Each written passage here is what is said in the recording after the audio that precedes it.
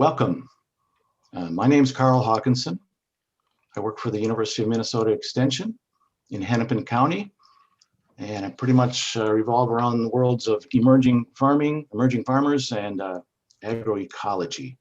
We have this urban-rural divide that we hear about, and I think it's very real, and I think it's also imagined. It's what we make it. Circles are getting bigger, and people are realizing they're kind of working on the same thing from different angles. Ecological sustainability and equity and diversity and inclusion, all these things, I think they're all totally related. And I think now is the moment. And so this is ultimately where we're going. We lose opportunities when we don't connect our work together. I wanted to acknowledge and recognize that racial justice and social justice and even the broader sustainability movements won't succeed until we can come together and share our work and our resources and our commitments to each other. So this program right here, this work bringing bringing urban and rural groups together with Carl Hawkinson, who serves Hennepin County with Extension, these urban and rural components of Extension. We're just hoping to bring each other together and build those bridges to start.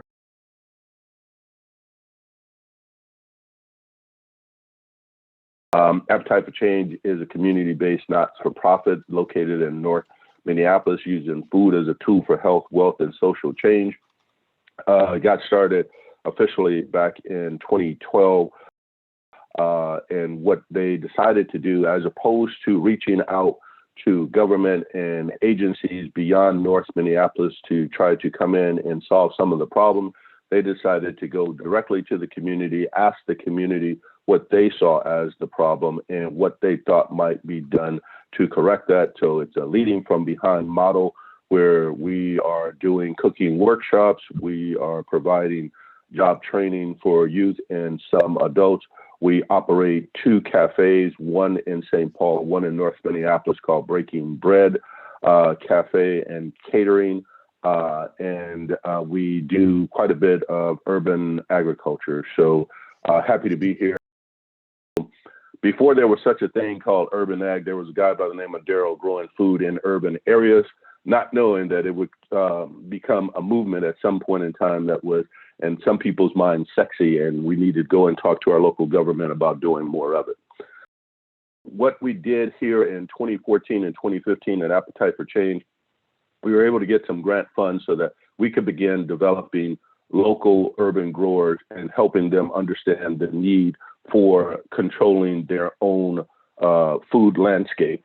Over that period of time, Appetite for Change was able to train roughly 15 community growers, teach them how to grow, help them acquire vacant lots in the community so as they could grow.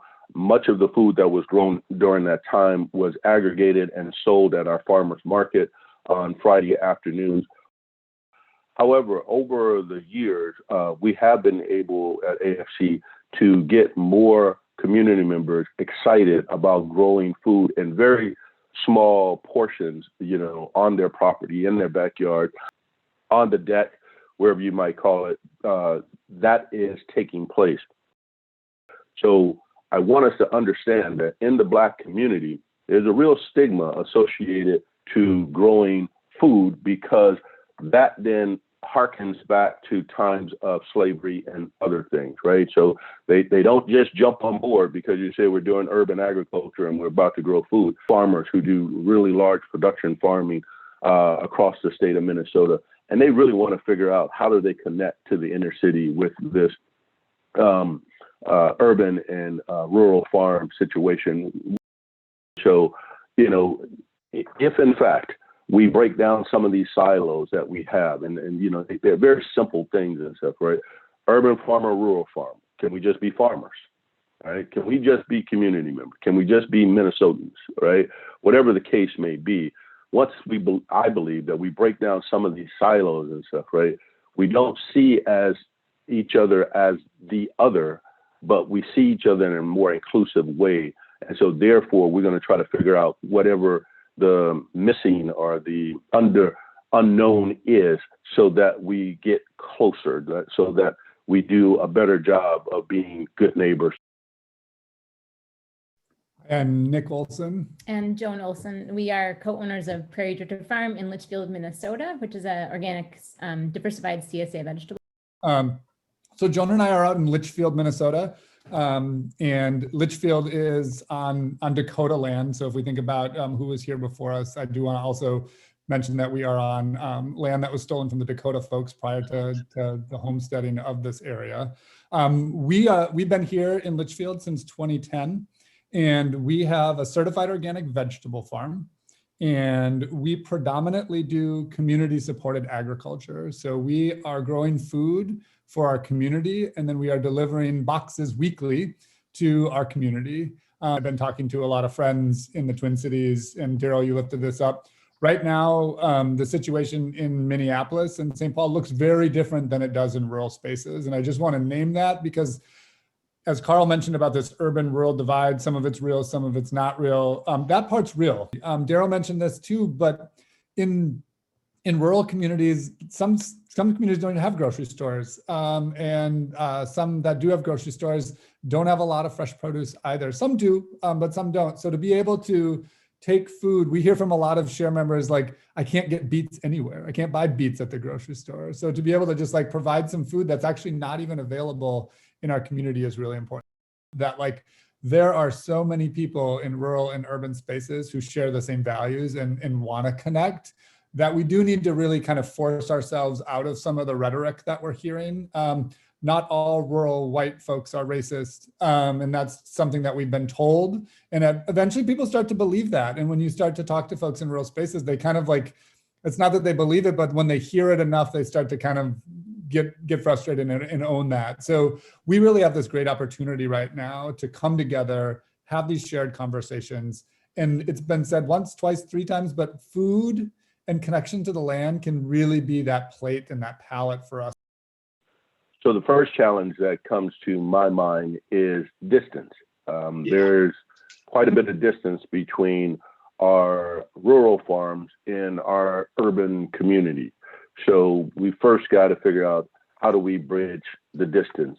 That being the first thing. The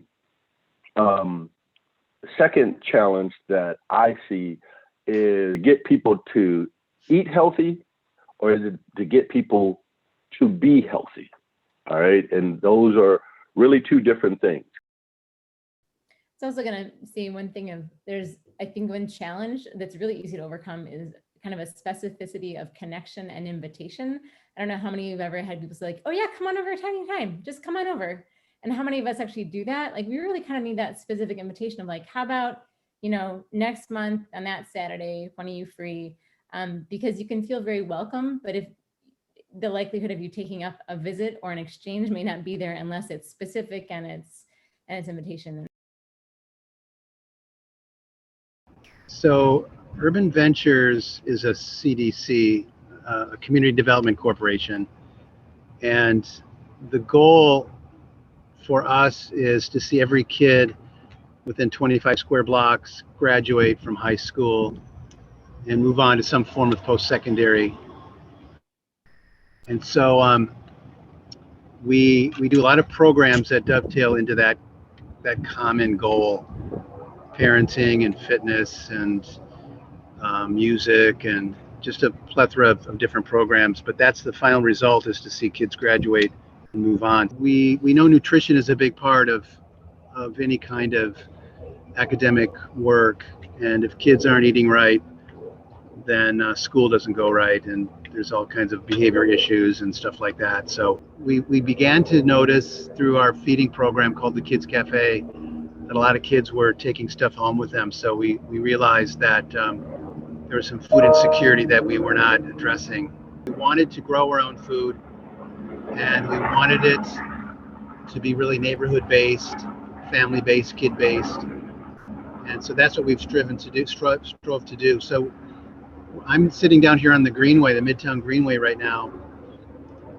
And about 20 plus years ago, we purchased about 3 to 4 acres down here. And so our urban farm occupies about 1.5 acres of this property that we purchased. So we have 3 greenhouses now down here, and we have chickens here and in Lakeville, and farmland here. We're not, that's not enough to feed a lot of the people we need to feed. So we were able to develop a relationship with a church in Lakeville. They gave us 6 acres to use. So we don't pay rent, we get irrigation, we get a lot of help with that. And so it's enabled us to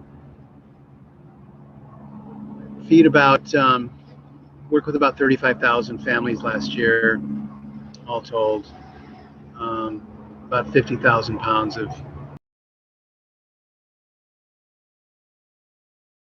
Well, we come from a small town, Finland, Minnesota, about 400 people. And we've been, what we're looking at is our farm from the cliff that's between us and Lake Superior. That's a picture of our farm. We're about 1.5 miles from Lake Superior.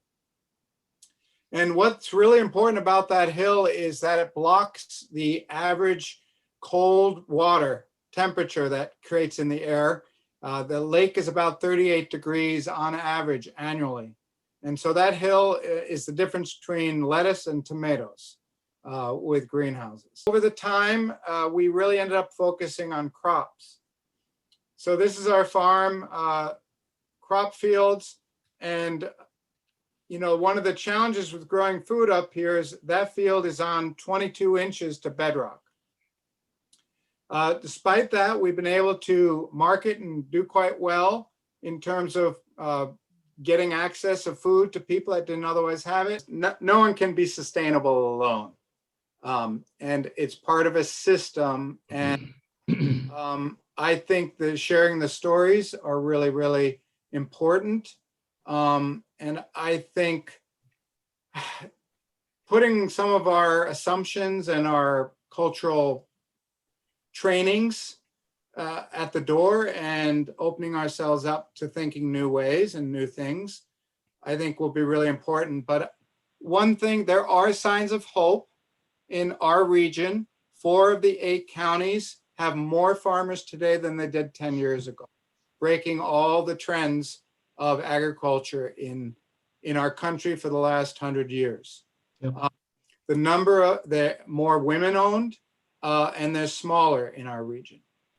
So I think some of us also gonna have to give up our land and put it towards trust. So another project we're working on is a Land Access Alliance, which is going to do just that here in the Northeast, get people to donate their land and offer it up to BIPOC women and white farmers that, you know, emerging farmers that can't access land. Land access is huge. Water access is huge.